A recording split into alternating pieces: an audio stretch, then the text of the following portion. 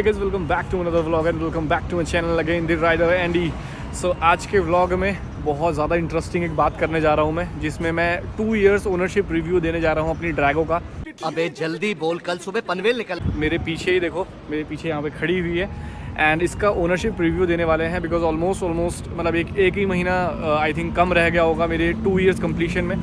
सो 2 years के experience is in more than enough. मुझे लगता है कि एक ओनरशिप रिव्यू आराम से आप दे सकते हो, उसके प्रोज एंड कॉन्स आप बता सकते हो कि गाड़ी में क्या ड्रॉबैक्स हैं, क्या एडवांटेजेस हैं, क्या एक्सपीरियंस है, क्या सर्विस कॉस्ट है, क्या इसकी प्राइसिंग है अभी करंट में, model change and all, and क्या इसके टायर प्राइसेस है, क्या स्पेयर पार्ट्स एंड ऑल, सारी चीज़ें के बारे में आज हम बात कर सकते हैं बिकॉज 2 साल ऑलमोस्ट पूरे हो चुके हैं मुझे।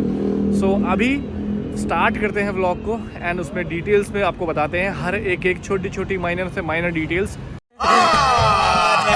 झूठ बोल रहा है। सो व्लॉग में बने रहो सो दैट आपको पूरा डिटेल्स एकदम निंजा 650 आपको पता लगे। अगर आप भी लेने का प्लान करें तो आपको पता हो कि यार क्या क्या चीज़ें इसमें आप लोग इंस्टॉल करा सकते हैं, क्या क्या इंस्टॉल्ड हैं, जो इंस्टॉल्ड है वो क्या क्या प्राइस की हैं। सो ये सब डिटेल्स के बारे में अभी बात करेंगे हम। सो प्लीज़ गाइज व्लॉग में बने रहो एंड आपको बताता हूँ छोटी छोटी डिटेल्स।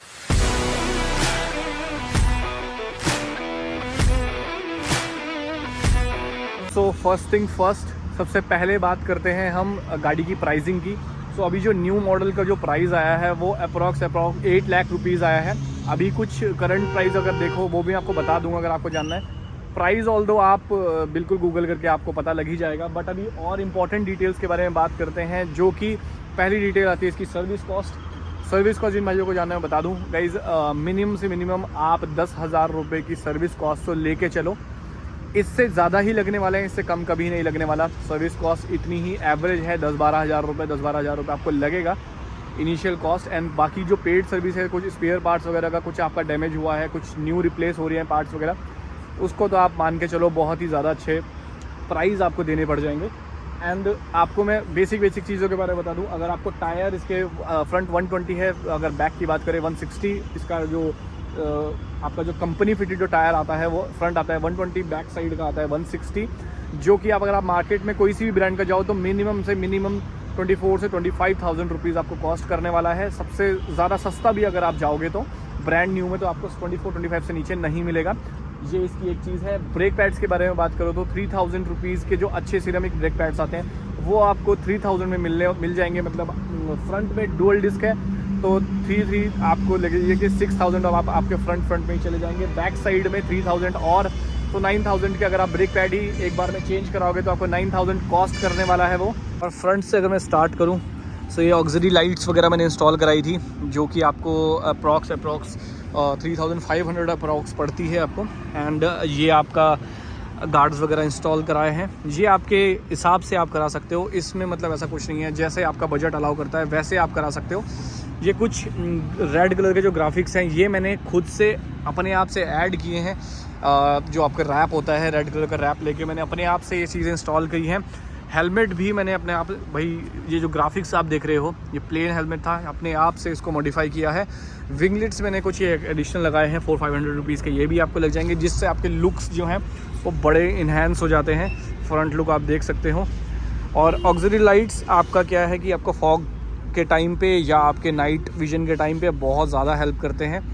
एंड बेसिक अगर आप बात करो तो जो बिल्कुल जो प्राइमरी मेंटेनेंस है वो है चेन ल्यूब एंड वो सब चीज़ों में आपको 400-500 का क्लीनिंग एंड ऑल पूरा चेन ट्रीटमेंट वगैरह आपको करने को मिल जाता है। उसके बाद ये बाइक परफेक्ट उसी के बाद चल पाती है, बिकॉज चेन ल्यूब अगर नहीं है तो बहुत ज़्यादा प्रॉब्लम्स भी आपको हो सकती हैं। So the only drawback is जो इसमें है वो जो हाइट का इशू आपका है ना, मतलब बाइक की हाइट इतनी ज़्यादा नहीं है, ग्राउंड क्लियरेंस इतना ज़्यादा नहीं है, तो अगर सिंगल आप हो तो भी आपको बहुत सोच समझ के ही आपको चलना पड़ता है बाइक में। Speed breakers and all, India में स्पीड ब्रेकर्स कुछ भी मेजरमेंट के साथ नहीं बनते।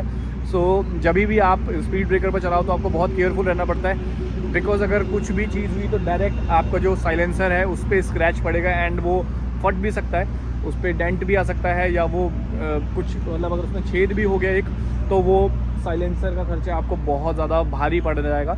एंड अगर आप 2 बैठ रहे हो, आप 2 पिलियन राइडर के साथ अगर राइड कर रहे हो तो भैया और ज़्यादा बुरा होने वाला है, हालत और ज़्यादा बुरी हो जाती है बाइक की, ग्राउंड क्लियरेंस और नीचे हो जाता है। सो इन सब चीज़ों का, इन सब डिटेल्स का ध्यान रखना है। अगर आप पिलियन के साथ कर रहे हो तो भाई बहुत ज़्यादा केयरफुल रहना है। बट आप सिंगल भी राइड कर रहे हो तो ब्रेकर्स पे बहुत ज़्यादा बार लगती है।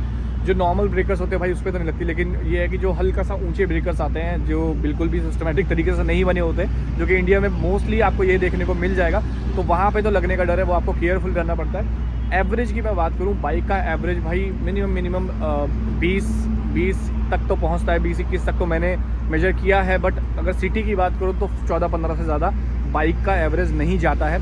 सो ये भी एक प्राइमरी फैक्टर है जब आपको ध्यान देना है कि यार बाइक लेने से पहले कि 650 तक आप ले रहे हो तो इस टाइप की चीज़ें होंगी। अभी क्या है, काफ़ी रिफाइंड चीज़ें आ चुकी हैं, तो शायद एवरेज भी थोड़ा रिफाइन आए, थोड़ा इंक्रीज़ हो, कुछ अराउंड 20-21 इन सिटी दे, 24-25 हाईवेज़ पे दे, तो इस टाइप की चीज़ें भी हो सकती हैं। तो ये चीज़ मतलब अभी जो न्यू वाली में है, जो आपकी न्यू BS6 आई है, उसमें भी ये सारी चीज़ें रिफाइंड बनाई गई है, डिज़ाइन अच्छा किया गया है, एवरेज बढ़िया करा गया है। उसके प्राइस भी अभी मॉडिफाइड अभी मेरे ख्याल से 840 अराउंड आ रहे हैं उसके प्राइस, जो न्यू वाले के आ रहे हैं। बाकी वो तो आप चेक कर ही सकते हो। कि और डिटेल्स के बारे में बात करूँ तो अभी मैंने हाल फिलहाल में एक बैटरी इस पर डलवाई थी। सो जो बैटरी मुझे 3000 रुपीज़ कॉस्ट करी है, जो इसकी नहीं है वो अमेरॉन की है। अगर आप इसकी बाइक पे जो बाइक की ओरिजिनल बैटरी पे आती है, जो इसके साथ आती है, कंपनी फिटेड बैटरी आती है, उस बैटरी की अगर बात करोगे तो वो बैटरी आपको अराउंड 10 to 12,000 रुपीज़ कॉस्ट करने वाली है। अभी हमने जो लगाई वो 3000 कॉस्ट करी है हमें। एंड उसी के साथ आपको एक और मेजर चीज़ बता दूं कि इसके अंदर जो मैंने आपका लगाया है वो एयर फ़िल्टर है, वो परफॉर्मेंस एयर फ़िल्टर है, जो कि अपने आप में 7500 रुपीज़ का मुझे कॉस्ट किया था। मतलब आप उसको नॉर्मल भी लगा सकते हो, पर नॉर्मल वाला भी आपका 1500-2000 रुपये तक का तो आएगा ही आएगा, जो कि आपको हर सर्विस में चेंज कराना होगा। तो ये भी एक बहुत मेजर आपको डिटेल है जो आई थिंक सो सब स्किप करते हैं। सो ये चीज़ें भी हैं जो आपको ध्यान में रखनी है। एंड गाइज स्पीड की बात करें तो गाइज इसकी जो स्पीड है आई थिंक 200 तक है, बट 150-160 ये बड़ी स्मूथली चली जाती है। बट आप अगर पूरा स्ट्रेच करो, क्योंकि मैंने करके नहीं देखा है इसलिए मैं कुछ क्लेम नहीं कर सकता, बिकॉज मेरे को स्पीडिंग का इतना ज़्यादा शौक नहीं है। ट्रैवल का है लेकिन स्पीडिंग का इतना ज़्यादा शौक नहीं है। बट 150-160 तक तो मैं गया हूँ बाइक को लेके, तो वो बड़ा स्मूथली चली जाती है। बट आफ्टर दैट मैंने कभी ट्राई नहीं किया। सो जो कंपनी क्लेम करती है वो 200 ही है।